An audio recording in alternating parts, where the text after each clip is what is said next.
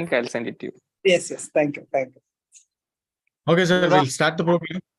Shivaram started a lot of things when he was the secretary and then president of SSB. One of them was to start all meetings on time. Yes, yes. So I think he's following that in state chapter also.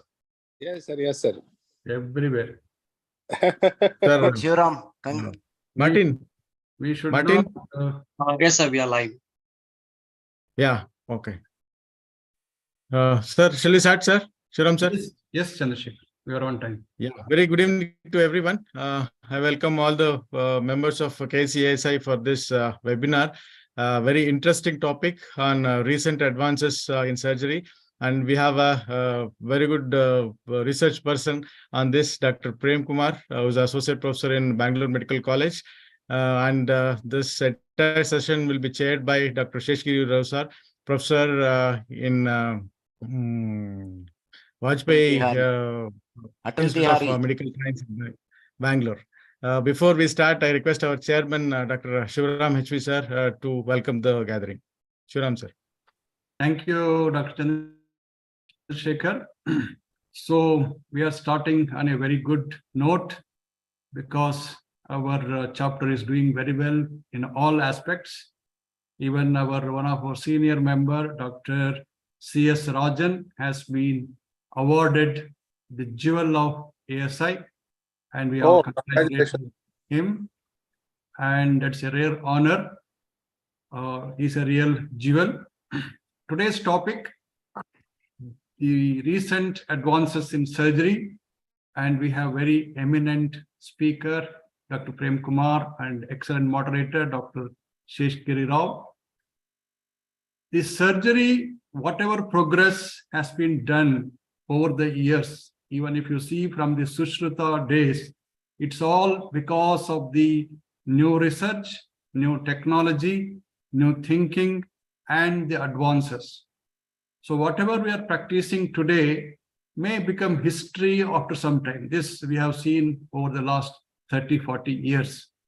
So what can be done better, and what are the new technologies, if we can understand today, that will be the greatest advantage for the surgeons who are practicing now and also for the future surgeons. Considering all these aspects, our association has kept this topic, and the best person for this to do justice is none other than Dr. Prem Kumar. So I request Dr. Sheshgiri Rao to take over the session and please moderate, sir. Thank you very much for accepting and joining this meeting. Thank you so much. Thank you, Dr. Shivaram, for a kind words. I welcome all the surgical faculty to this session of a talk on the artificial intelligence, other things. So just I wanted to tell you what is this recent advances, why it is important. The only thing is not only important for the academicians and postgraduate students, also very important for the practicing surgeons, at least, so that they are aware of these things, so that you can avoid a lot of things which should not be done, so which can be accommodated in a time frame. So I think for this, the best person we have chosen is Dr. Prem Kumar. He is working as an associate professor in surgery at Bangalore Medical College. So we used to sit with all our assistants in the Bangalore Medical College.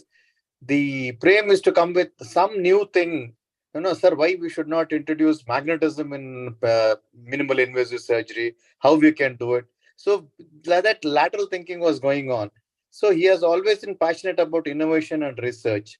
He has got national award for the innovation from ASI. He has been trained from the University of Rajiv Gandhi University. We had sent him to get trained in nanotechnology in Indian Institute of Science, Bangalore. His interest in this research led to his PhD in minimal access surgery. He has always been curious to learn new advances in surgery. Today, he is going to talk about 5 such interesting topics which are relevant to the present generation of surgical trainees and young surgeons. They include nanotechnology, OR black box, simulation in surgery, artificial intelligence, and metaverse. So I welcome Dr. Prem to start his talk. Over to you, Prem. Thank you. Good evening to everybody. And at the outset, I would like to say thanks to KCASI, particularly Dr. Shivaram sir and Dr. Chandrasekhar sir, for giving me this opportunity. Obviously, not to mention Dr. Kalavani madam. And I would like to even say thanks to Sheshgira sir giving a small introduction. Anyway, I was more than glad to give this talk because this topic is very close to my heart. So I hope I'll try to do justice for this topic. So without wasting much time, I'll just jump to the presentation. When the topic was given recent advances, I started wondering what should I speak? Because most of the topics which I'm going to speak were already existing. It's not that they are just new or something, but probably there is some recent sudden advances happening in these fields. So I think it will be quite relevant for all of us to know about it. As they say, that we should all become early adopter. That is the persons who adopt the new change or accept the new change, so that it will be easy for us to navigate in this transformation, which is bound to happen whether we like it or not. So it is always recommended that we all be an early adopter and ensure that we have a smooth sail in this transformation. So today I'll be talking on these 5 topics, that is nanotechnology and surgery, then the role of simulation in surgical training, or black box, artificial intelligence, and metaverse. So I don't have any disclosure. Even some slides might be showing some company or something, but there's none disclosures to be made. So first I will start with nanotechnology. So what is this nano? We all are familiar with the car, but the nano is much more smaller than that. The nano ranges between the 10 to the power of -9 meters. Actually, this is nanometer scale. If you can, this is just a scale so that we can understand how small the nanoparticles are. As you can see, even the hair being just to 10 to the power of -4, whereas 10 to the power of -9, that is a 1 billionth of a meter, is what nanoscale is. It is extremely small, and maybe less than that will be just the water molecule. So the next question arises is, when did this all start? It was one evening like this when Richard Feynman was giving a lecture, and or just it was sort of an informal gathering, and he was giving a talk. The talk was titled as "There's Plenty of Room at the Bottom." This sort of initiated the whole concept that there is a bigger world at a smaller scale, and it went on to stimulate other people until maybe almost 15 years later, 1974, Professor Norio sort of coined this term nanotechnology. But since, as I told you, since the technology doesn't advance altogether, it took more time till 1981, where they could have this tunneling microscope and they could see individual atoms. Then the real birth of nanotechnology happened. So this is the timeline. So why nanoparticles? Why are we so interested about nanoparticles and nanotechnology? What is so special about this? When any material or particle, when they go at nano size, they saw that they surprisingly change. Their whole behavioral pattern is changed. They become very unique and they behave very differently. For example, one good example would be the color of gold. The color of the gold in our normal life is yellowish material, or whatever, golden yellow, whatever you want to call. But as we go at nano level, it is purple. Can you believe the color of gold is purple at nanotechnology, that nano level? So what happens is at nano level, they started developing these unique properties, chemical properties. Their surface area is more, they can sort of be made to behave in a very different pattern to the chemicals or the surrounding environment and so on.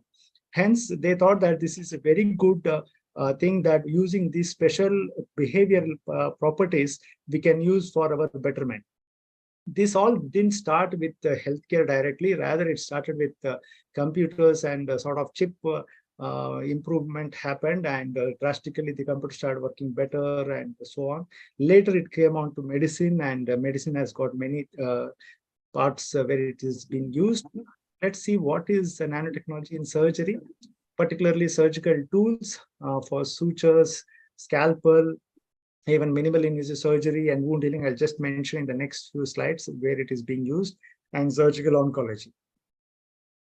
One very important thing before we do surgery, we need a good anesthetic agent. And here nanomedicines are helping where the nanomaterials become as a carrier for this anesthetic material. And so their effect as anesthetic is seen to be very good. So we're going to get better anesthesia, and then probably as a local or general, it's all going to hack very well so that we perform our surgery very well. Then comes one of our commonly performed procedure, that is a hernia, and we use a mesh.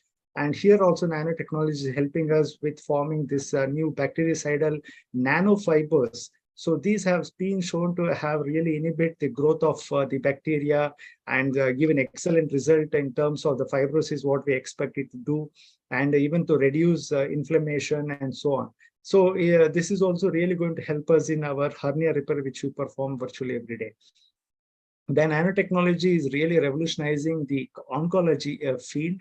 Here it's one of the studies where you can go through where it says about the nano carriers for this chemotherapeutic agents to combat the cancer. Then we have for the wound healing, there is something called as oxygen nano bubbles have been created, which carry these agents to heal the wound.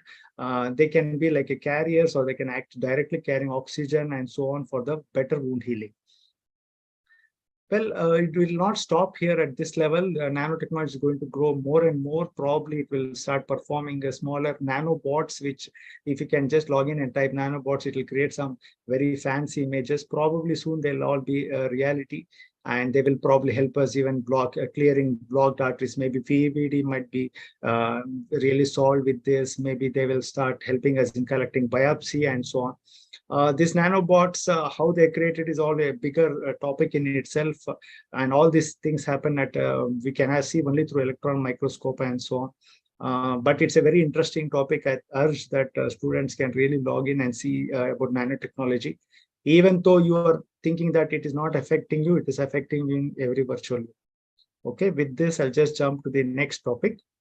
My next topic is role of simulation in surgical training. This is one recent article which has been sort of an editorial which has been written in this European Surgery in 2023, how they are speaking and what is the role of surgical simulation. I think most of the medical colleges now are supposed to have a simulation center and to train their postgraduate students. This is not new in the Western countries, rather this was already existing, and they have gone to a different level of training. There was earlier, William Halsted gave it sort of a sentence where he told, see one, do one, and teach one. But that is no more being practiced. It is an obsolete topic. Rather, there is another quote which is being put up in Austria, where they told, never first time on the patient. So that means you'll have to practice it, then go on the patient. Where did it all start? Well, as you can see the image, even though the aerospace industry or the flight industry came much later after healthcare sector, but still, if you can see, it is one of the most safest aviation field which we see. Why is that? Because of this practice on these simulators. The pilots are bound to go on training on for hours. Some limited hours are there on which they have to do on the simulators. Only then they go on to the flight. So by this, they realize that if you practice on a simulator, the effectiveness of the outcome is much more better. That is how we started adopting this to our field. So before we jump, what simulation is, where it's a generic term which represents an artificial representation of the real world. We are trying to recreate the real world, but in a simulated form, or it is as realistic as possible. Simulation-based medical education is defined as any educational activity that uses simulation, that aids to replicate clinical scenarios for us. And well, even for in our setup or in our healthcare also, it didn't start very recently. As you can see, it dates back to even Babylonia period, that is around 1900, 1600, where clay livers were used. And there you can see even Hippocrates even talking about benefit of simulation. We have even Sushruta Samhita also mentioning about the simulation. And then finally, we are coming, you can just jump to the latest 2020, where more and more technological advances happened, so that the more high fidelity or more realistic simulators are available now. Hence, this sudden jump will happen, or sudden boom will happen in the simulation world, which will help us to refine our skills before we do it on the patients. So simulators can be basically classified into simplest would be a low fidelity and a high fidelity. Low fidelity is something which is not as realistic as the real world, whereas high fidelity means it is very realistic. But there can be other way of classification of the simulator also. As you can see, it can be part task training, that is maybe an arm is there or something like a part of it can be there, or a computer based or an integrated simulator. When there is a high fidelity, it really helps us learn much better, because it sort of simulates an overall curriculum can be done. It can be repeatedly done on the repeatedly do the skills which can be done. And it sort of even gives a very good feedback for improving our skill. This is some images which you can see about the part task I told. Maybe you can just practice the intravenous insertion in the arm, or Resusci-Anne is one of a very early on simulators which was very popular. And then other simulators where you can really create scenarios like maybe trauma you can create, and maybe surgical, like what do you say, maybe RTA can be sort of created, and even the simulator will exactly respond to the blood loss, or when you start resuscitation, it will respond to the gain in the BP and so on. So there are much more advantages for this, but some of the very what is say important advantages would be the opportunity to the same scenario can be accessed by multiple students. It is not that only one student got an case and which he could learn and other students could not see. That will not happen here. And there can be exposure to rare and complex situations can be created here, and immediate feedback will help, which is done during the debriefing session, which will really help the student realize what was his mistake and he can correct it immediately for the next session. Coming to our laparoscopic surgery also, it is very useful. This study has been really shown that how there is a drastic improvement in the skills if it was done on a simulator. There are laparoscopic simulators also available. You can see some of these. I've just put in images where they'll have loaded procedures like lap poly to complex procedures which can be practiced. They have very good feedback mechanisms also, so you'll get a very realistic feeling. It will even bleed also there, so you can control the bleeding and so on. So it is a sort of almost a real life experience which you can experience and then go on to the patient. And this is another article which I came across where they're saying how the simulation training is very helpful for medical students. So definitely simulation is going to stay. It is already a part of our curriculum. Your university also sort of recommends, NMC also recommends the simulation.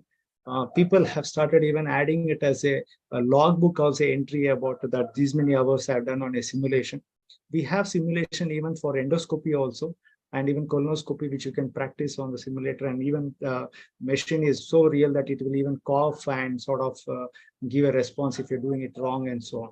So definitely simulation is already with us, and definitely is going to be a part, and it's going to improve our skills much more in our future. So with this, I'll jump to the next topic. This is quite an interesting topic which I felt I should talk to everybody. That is OR black box.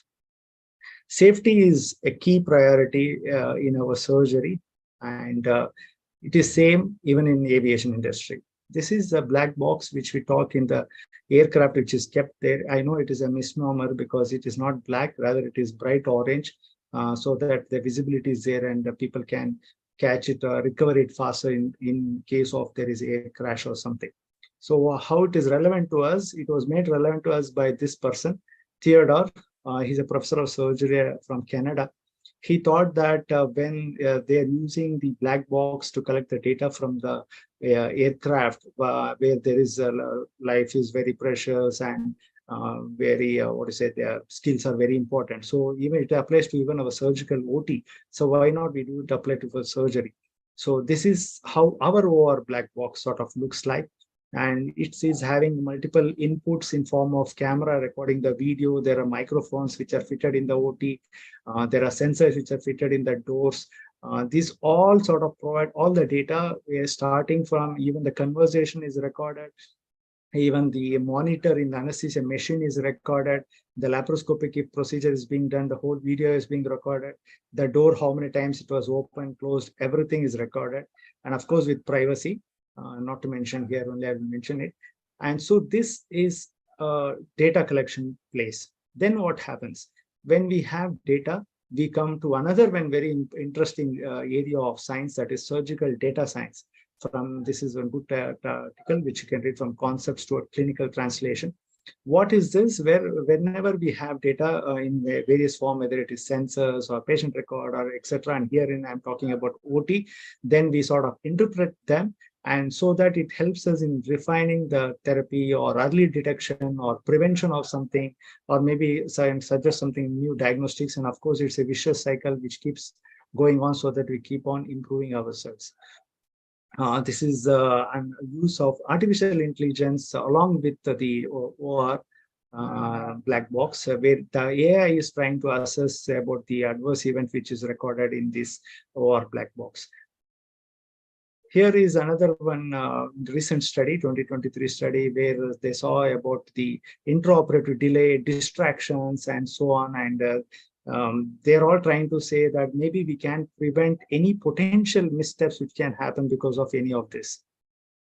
And this is an image to show that none of the doctors or surgeons will be, we need not be fearing that, okay, I was talking or I was doing that and my privacy is gone. Well, they're really blur of the surgeon. We are not bothered about who the surgeon is. We are very bothered about the outcome here.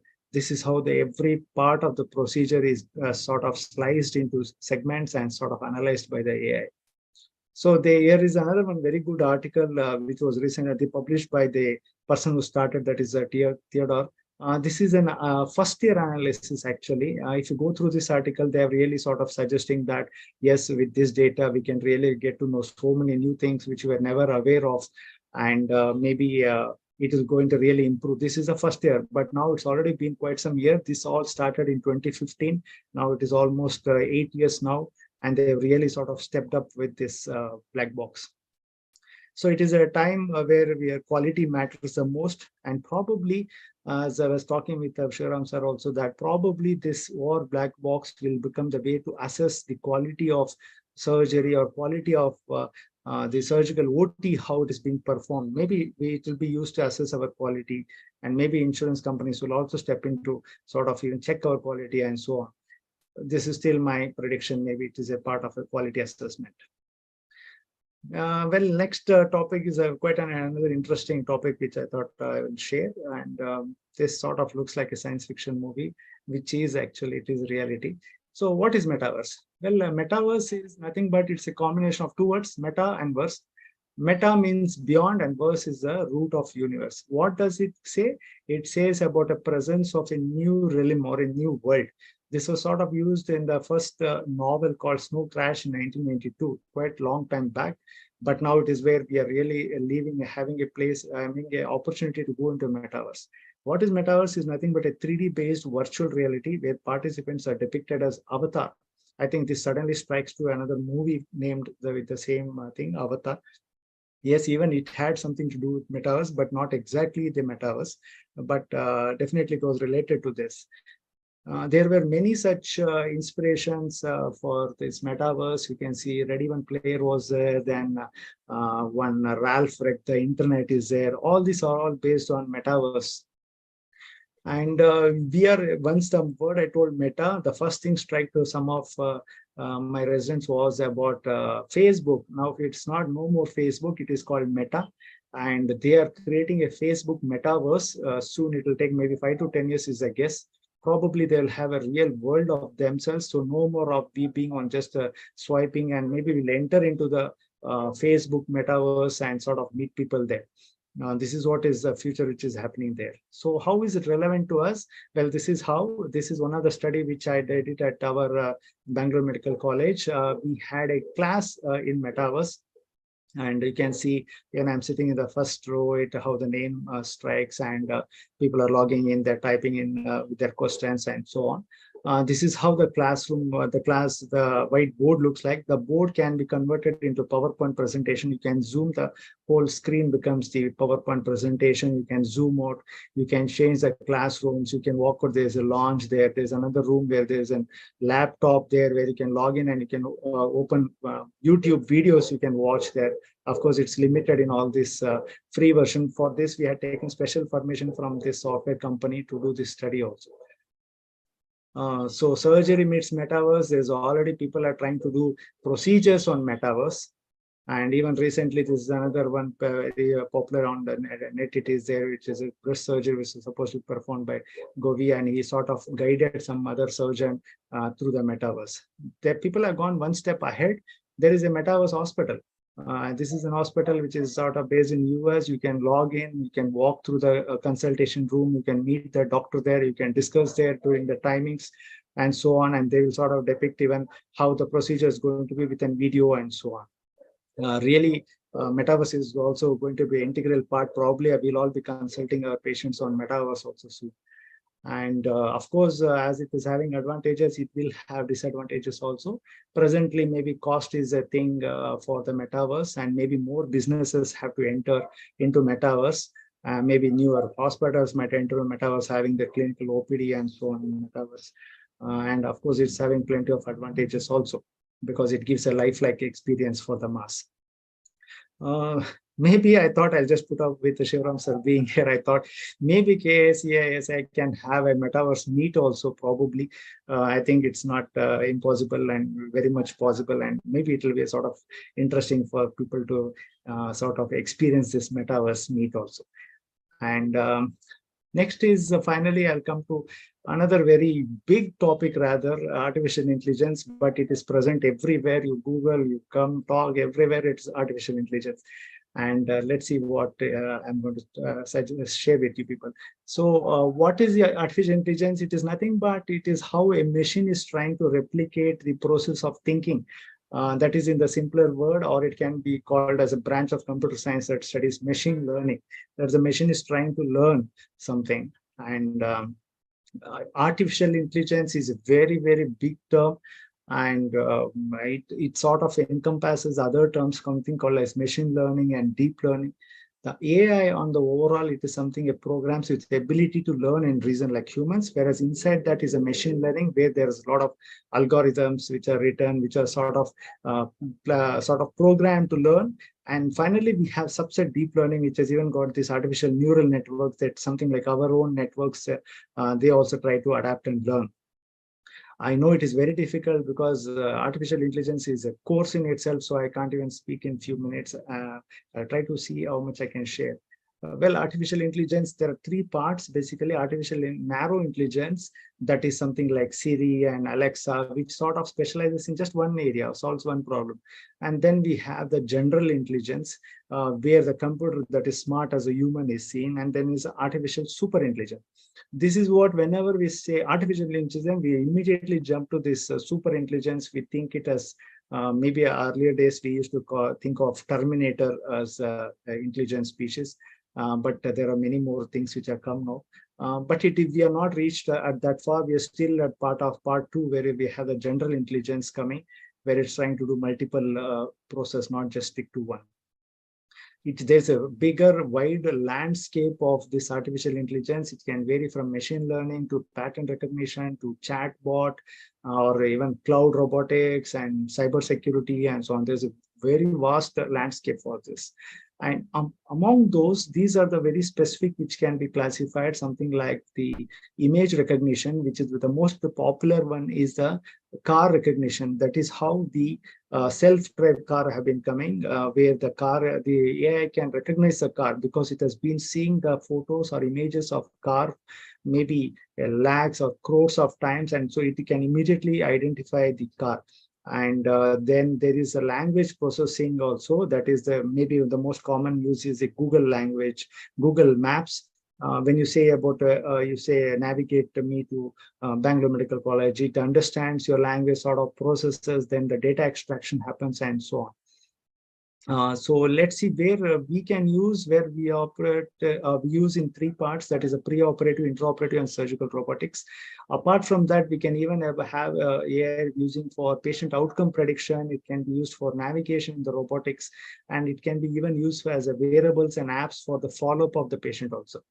But the most commonly surgical usefulness is seen in the three parts, that is a pre-op robotics. In the intraoperative guidance, I have sort of even filed a patent for a surgical wizard based on the AI, which will be something like a mentor who is there present in the OT, and you ask a question and that AI will sort of derive the data from the net and sort of give to you. You like ask where is the port placement for lab pulley, sort of it will derive the data from a net, and it will maybe show the images, it can show the videos and so on. So it can help in intraoperative guidance in that way, or it can assess the 3D reconstruction of the patient and try to say where, how far is it from the maybe nearby major vessel. It can say it is just 2 mm away from that, and so there is a plane or no. Yes, it can say there is a plane and so on. And it can learn all these things either through supervised learning or unsupervised or semi-supervised. Don't worry much about that. It's not for us. It's for people who are creating AI for us. And this is how it is going to enter into the robotics also, about the localization and mapping and then controlling of the kinematics and the dynamic modeling.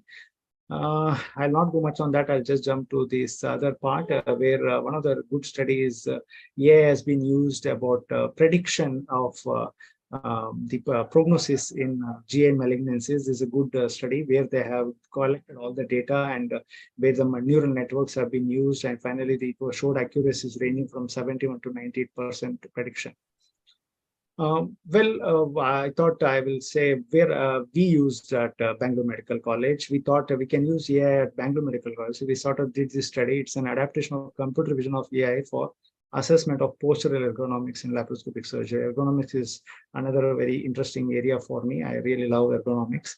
So I thought, let me use AI for that. So what we did is the AI sort of recognizes your postural angles and so on. Then it will tell whether you are in a good ergonomic or not. It can use classic traditional scales like the REBA or the ruler, but it is not through our eyes, but it is through the computer eye of the AI. This is the image how we are capturing, and you can see that all the angles is all not done by us. It's all done by AI. We just have to take the photo and upload it. But now there is even real-time video analysis also. There is software, so you can, it is purchasable, it's quite expensive. If there is software, you can just show at the surgeon, it will calculate the angle and say whether the posture is good or not. It will give very precise. It will say how long was that posture held and whether it is recommended or not according to the standard guidelines. Another one interesting thing which I thought really I should share is this Glass AI. There is very huge sort of tremendous outburst in the AI websites which are come. Multiple AIs are available to perform various tasks. One among them is a Google Glass, which is done by the Google. Here you can just type one sentence and it will tell about what the diagnosis can be, what the differential diagnosis can be, what can be the clinical plan, and so on. It need not even have detailed history, like as it suggested in this one example. You just type a 40-year-old alcoholic patient with pain abdomen, it will tell it is pancreatitis, it will say what scales to use, what is the scoring system to be used, and it can say what all investigation to be sent. Everything is just one sentence. It will tell what is the treatment, it will tell what is the prognosis of the patient, and so on. A very good AI machine. It's all because it has been fed with so much of data. And now latest is the ChatGPT or Agent GPT and so on. It is called as a generative AI. It means that it is sort of creating new and original content like images, videos. You tell there is something called even another site where you tell bio render. There is where you tell it to draw an image. It will try to draw an image like a heart, or you say draw an image like a maybe a stomach or whatever. It will try to draw an image. You can write essay on about a topic, and you can create a database can be created using this. Content generation can be done either music and so on. This is a generative AI. Here also we are doing a study which is still going in at our BMCRI that we are doing a study about how ethical is this generative AI, because we keep wondering that is this AI really as human as possible, or is it heartless? So we are trying to ask some ethical questions. Search, and we are asking the ethical committee people, and we are asking even the generative AI about what is the response, and seeing whether even the AI is as human as possible. This is another one good study which we are doing. Maybe I'll share the once the data is out. And this is another site. I think people can log into this site and see how generative AI is really going to change our professional life. It can be very specific to one procedure itself also, something like bariatric surgery. It can really do quality improvement and education, patient education, intraoperative management. So it need not be an overall picture also. It can be very much shortened to one procedure also. Well, we never stop learning because life never stops teaching. And every day as I speak, some new thing is coming and get outdated, but that is how life is. And so we keep learning something new every day. And in that, one thing which I really skipped here is I didn't speak about AR, VR, even though it's a part of the metaverse, because I'll be speaking this at our KSEASI MidCon at Kolar on 12th at 9:30 a.m. So I sort of welcome everybody to please come down and try to see, speak on AR, VR, and I'm trying to get even gadget of AR to just show what AR sort of looks like. So thank you so much for this opportunity. Hope I have sort of conveyed some interesting points and sort of maybe stimulated people to think of something new in these fields. Thank you so much.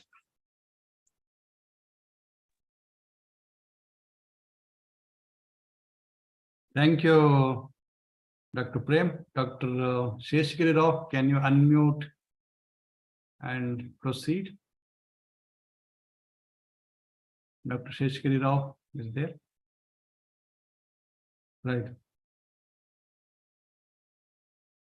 Dr. Prem, the talk was excellent. It appeared as if we are in a science fiction movie or something. You have touched upon many things which I think many of us are not aware of it. I think there are some questions. Dr. Ravi Shankar, you had a question? Yeah, I think Prem, Sir. excellent talk. I think as you know, a lot of this was Greek and Latin to me at least. So, and it is scary. I think the first thing is to maybe, learn about it and get used to it. Then I think the fear factor will go away. And then you probably can start, sort of inculcating some of the principles into our practice. Yes, sir. Please, sir, continue. See, there is a concept now, which is, for example, even the PET-CT and the associated, the other Totonac or whatever else, like this, what they use to detect metastasis, and basically it has to be, clinically manifest disease. The other concept which is coming in a big way is the measurement of the tumor load or the tumor burden at a microscopic level. Number of tumor cells that are there. So can you shed light on that? Is there, when you were talking about the nanotechnology, I think that may be the way to go to actually assess the microscopic tumor burden before it even becomes clinically manifest. Sir, that's what it is used for medical diagnostics already, the nanotechnology. But the problem is we are not very specific and there is no clinical application yet. They're still at a research level. Probably there's a gap between us and the nanotechnology scientists, which I tried to sort of even communicate with them when I went to IISc. But maybe they're really working much into detail about this diagnostics, sir. Soon I think it will be a part and it will be applicable in everyday life. Then I'll just jump to some questions, sir, if you don't mind. I think if for example, if they are able to use it for diagnostics, the next obvious step would be to use it for therapeutic, because therapeutics has already started in oncology, sir. They have started a sort of drug delivery systems already started. Even they're already doing it along with the diagnostics, but it is not yet available in the market. But I think it is the therapeutic is rather started even for the wound healing also, which I mentioned. We already have nano particles which will be used for wound healing also. Dr. Sheshkar is Yeah, also if I intervene, Yes, sir. Yes, sir. see, as far as cancer is concerned, we know that there are ISC detected, for example, sentinel lymph node is positive, but at present it is not a guideline to treat that. We have detected circulating tumor cells, but still there is no guideline to treat it. So that is not a standard guideline. So there have been these detections, but at present we are not going to treat it. It's only at the investigation level. Sir, There is a chat box. There is a question that how much we should rely on artificial intelligence by Dr. Abhay Dalvi. Sir, that's what I think I will say. Whether you're going to rely or not, it is going to enter and it is going to show its presence. I think there are various studies already, even meta-analysis are available where AI has shown to be much superior than humans, whether it is in diagnostics or in many other parts. So I think in which way sir is asking me about to rely, I'm not sure, but AI has been quite effective in giving the suggestions. It is seen to be as good as 99% also. So I think it is reliable, I feel. It's my opinion. Abhay Dalvi sir has raised hand. Yes, sir. Abhay, Good please. Thank evening. you very much Dr. for Prem joining. Kumar. Excellent Welcome. talk. I learned a lot from your talk today.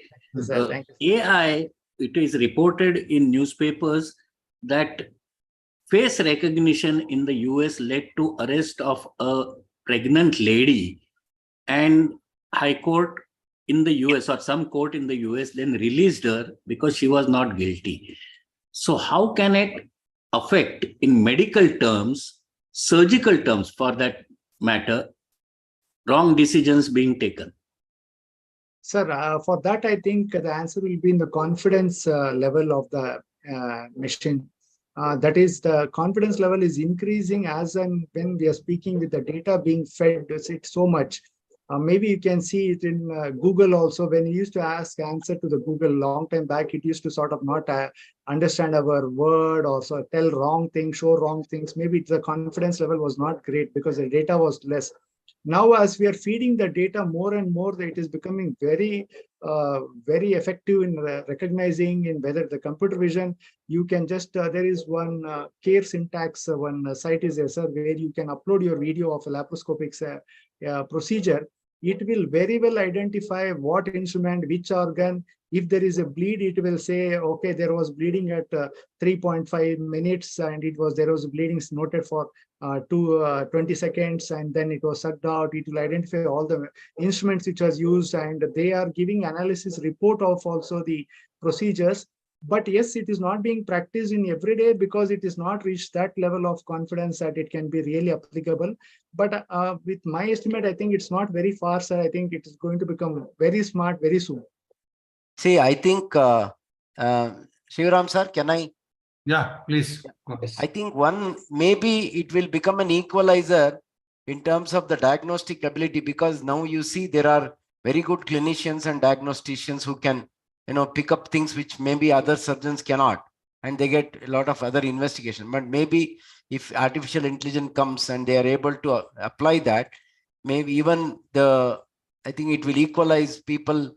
You don't need to be necessarily smart. If you know how to use AI, you may be able to make the diagnosis. But then the other elements of being a doctor, about being patient and, compassionate and empathetic, all those things the artificial intelligence cannot do. So there it is, your role will come in. Yeah. The other thing which Dr. Divakar also asked, which I also thought about, was the, medical legal aspects of, having a black box in the OT.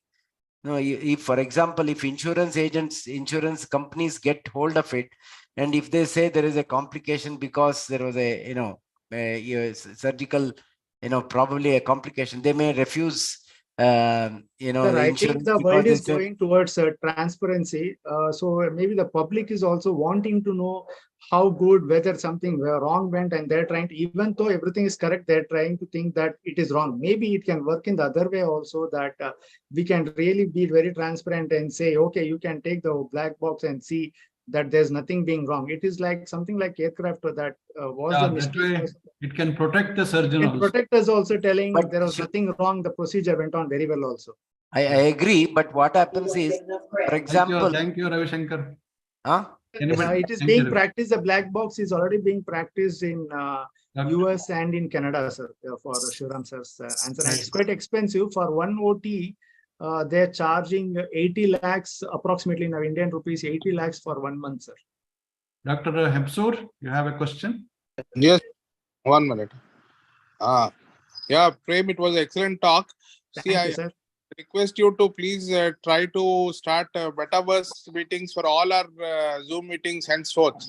Yes, sir. Shivaram Yeah. sir permits, you can. I will host a meeting. I'll give a talk in metaverse. Definitely will do it. Let Definitely. us have a meeting as you showed. The metaverse meetings can be conducted instead of Zoom meetings. If we can do that regularly, it will be good. Sure, sir. Dr. It will be a Divakar, Sir, good evening. good evening. Yes, sir. I would like to thank Dr. Prem, an excellent presentation. So, Thank you, as everything, like almost all the scientific inventions which have happened in the past, it can be employed for the good and it can be used for bad also. The cautious and judicious application is needed. Very well spoken. Thank you. Thank you, sir. Thank you, sir. Dr. K.N. Srivastava, sir, thanks for joining. You have any comments?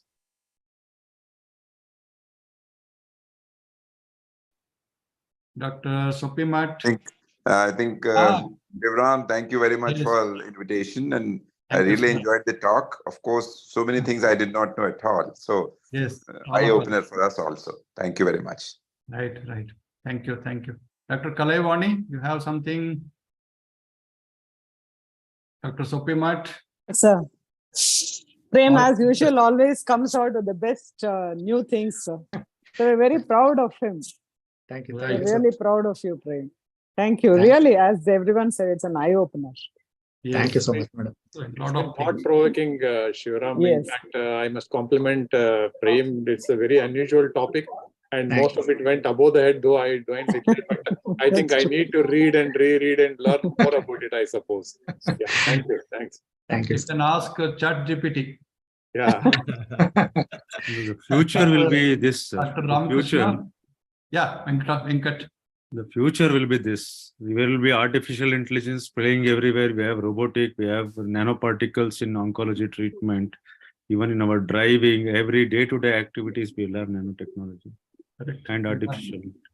Yes, we have to get integrated with that. We have to change, get integrated with the change. Correct. Dr. Ramakrishna, you have a question? He has a question that whether they lose their job because of AI. No, sir. We people who will learn to use AI will be the people at the job, I think. There are more jobs. Actually, this simulation, artificial intelligence, and black box, they are interconnected. Yes. Because they want it, black box wants to record them. So you have to be perfect with your simulation, then use an artificial intelligence to come to the things. Then you can give them the black box so that you can perfect it. So that is why this boom is happening, because as the technology grows, all the sectors, suddenly this boom is seen, because even the simulation will grow now because of the AI. The AI will grow because of the simulation, and all are interconnected problems. Right. Dr. Siddesh, thank you for joining. You're Yeah. there. Thank you. I joined a bit late. The last part was more, whatever I heard was very, really interesting. But Very it is a new experiment that this type of talks also are being arranged so that we have a stimulation of our members to know what things are coming up, If Yes. you don't know what things are coming up, then you will stop. You will not even be prepared to face them. So there may be various facets for these developments. I'm sure it is only way is best to know what is coming up. Then you can always be ready either for the good or the bad. If it is bad, we need to know how to get protection. If it is for good, we need to know how to use it for our benefit and to the patients. Very nice. Prem, it was really Thank you, new topic. I would love to go through it from the beginning again once. Thank you, sir. Thank you so Yes, much, sir. we will have it in the YouTube. Yeah. Dr. Rajgopal Shanai, being a teacher, what is your input? Can you- Hello, Yes, Dr. Shanai. can you hear me? Yes, sir. yes. Nothing. Congratulations, Dr. Prem Kumar. As Yes, sir. usual, this is also a little unusual topic, even though we have heard here and there. So I think all the time we think that, that artificial intelligence or whatever, it cannot probably match a human brain or something like that. One example we used to always tell, Vishwanath Anandan beat that supercomputer, in the chess. But whatever said and done, I think we should always take the help of these, all these armamentarians, which will help is, as has been mentioned, mostly for the diagnosis, and then already coming in a therapeutic way. How far it comes and helps the common man, I said, in a large country like ours, it is the thing to be, seen probably in the coming years. Thank you. Thanks a lot. Thank you, Thanks a sir. lot. Thank you. Anybody else? Anybody wants to comment? Shivram sir. Yes. See, when in England they brought in this new transparency and giving out all the figures of all the complications of surgeons and a league table, and patients were allowed to choose the surgeons and all these things.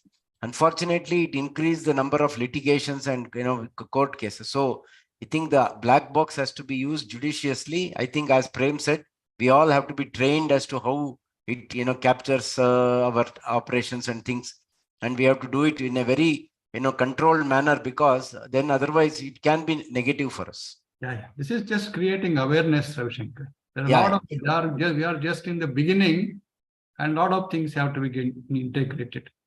So thank you very much, Dr. Sheshgiri Rao. Sir, Gurshantappa sir has raised hand. Yeah, Dr. Gurshantappa, and then Dr. Yeah, Shivram, good evening. Good evening. Looks maybe a little scary.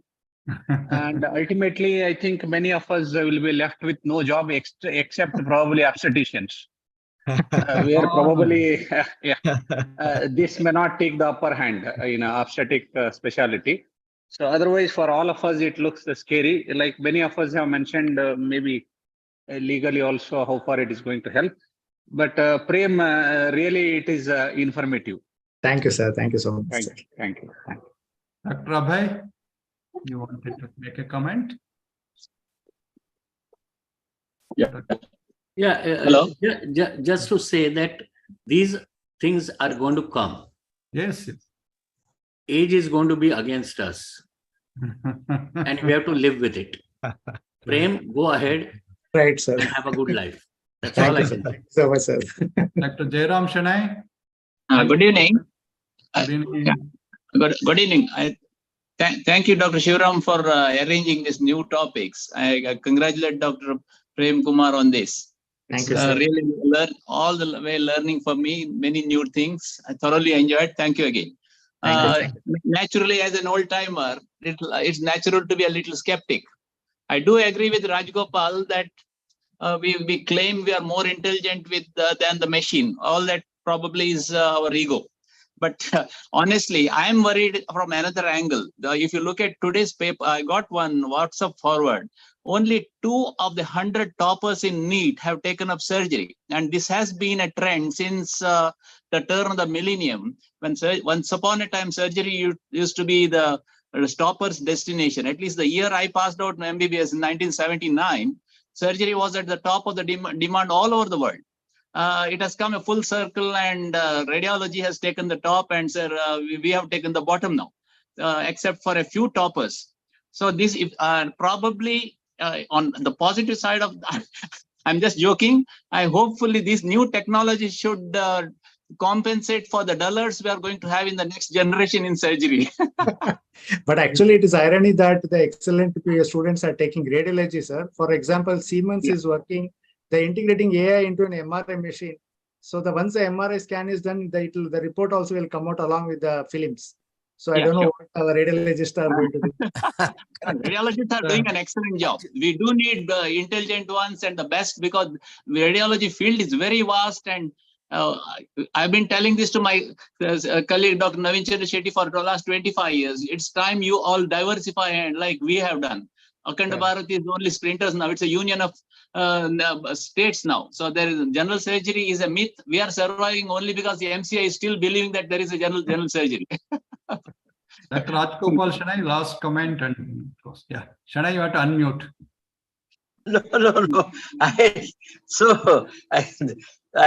I don't know what comments I should say. That yes, the toppers have not taken. I agree. There are many reasons for that. I also saw that WhatsApp message. Artificial intelligence will probably help in the diagnosis. Maybe Dr. Gurshantappa said obstetrician, sir, your wife is obstetrician, gynecologist, sir. So probably at every level of a high-based skills, probably it may help. Rather, probably human hands and other things probably will continue to stay. Job will be there, I think so. Thank you. That's all. I may be wrong. Dr. Sheshgiri Rao, your final comments. Yes, sir. Actually, the change is it's a way of life. Correct. So as we move forwards, I think we have to accept the new things which come, and it should be judiciously. It should be used, and also being a India with such a large population with the pressing, I don't know at least how far this is going to implement in the normal day-to-day activities. At least we should be aware of these things and use these things judiciously in the patients who can afford at least. And especially the artificial intelligence can help in the diagnosis at least. You know, we can avoid unwanted investigations. It avoids actually. So I think this is an eye-opener to all of us that these things are coming, and we should accept the changes and go ahead with a good intention of serving the patients and also protecting ourselves. I think that's all I can tell about it now. Thank you, Dr. Sheshgiri Rao. Thank you, Prem, for the wonderful evening. Abhay Delvi sir has raised his hand. Yeah. Dr. Chandrasekhar, can you? Sir, Abhay Delvi sir has raised his hand. I just want to say everybody has to adapt to the newer technologies. And I congratulate Dr. Prem Kumar for bringing forward such wonderful talk, which enlightened me. Only thing, how many years it is going to take for me or any other in the panel to get adapted to it is the question. NMC has not included any of these things in their courses. So I actually will support Dr. Prem Kumar to lead the way, and I will be with you, Prem Kumar, for sure. Thank you. Thank you, sir. Dr. Jagat, you have raised hand. Can you Unmute, sir. Can you unmute? Please unmute and talk, sir. No, we are not hearing you. Please unmute. Hello, sir. Good evening. Good evening. Good evening. Can you please Sir, I am Dr. Surinder Jagat speaking from Punjab, Jalandhar. Oh, it's named as Jagat. Yes, sir. Yes, very much. Thank you so much for joining. Sir, I compliment Dr. Prem Kumar for excellent talk. And I heard these words, this artificial intelligence, black box, and this mute bursary for the first time. Right. So I compliment and the Karnataka state chapter. Thank you, sir. We have established a Jalandhar state of chapter. Right. Thank you for joining. Thanks a lot. I got the message from our secretary, Dr. Chanjeev Singh. Right. So Excellent. I compliment, I wish that we should have a similar type of talks in future. And it was really a recent advances in surgery, really, in words. Prem Kumar, you have to give a party now. Thank you, sir. Yes, right. Surely, sir. Surely. So please invite us for the party. Yes, sir. Yes, yes. Yes, yes. Chandrasekhar. Yes, sir. Sir, we'll conclude this session. I congratulate Dr. Prem Kumar for his excellent talk on the newer recent advances. The time is the answer. We have to wait and see how much of these recent advances will come into our routine practice. And also I thank Dr. Sheshgiri Rao sir for chairing the session.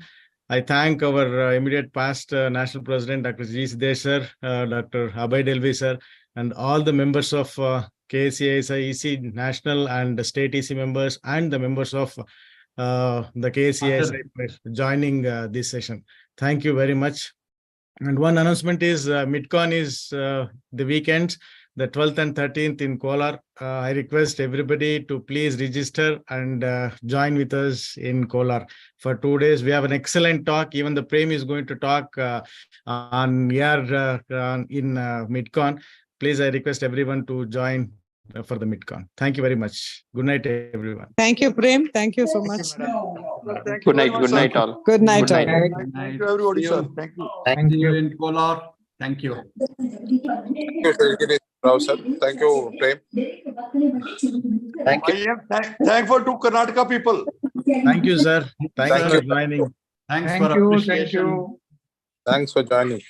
Siddesh and Epsur, sir. Epsur, please stay for some back. time. Others can leave. We have a little bit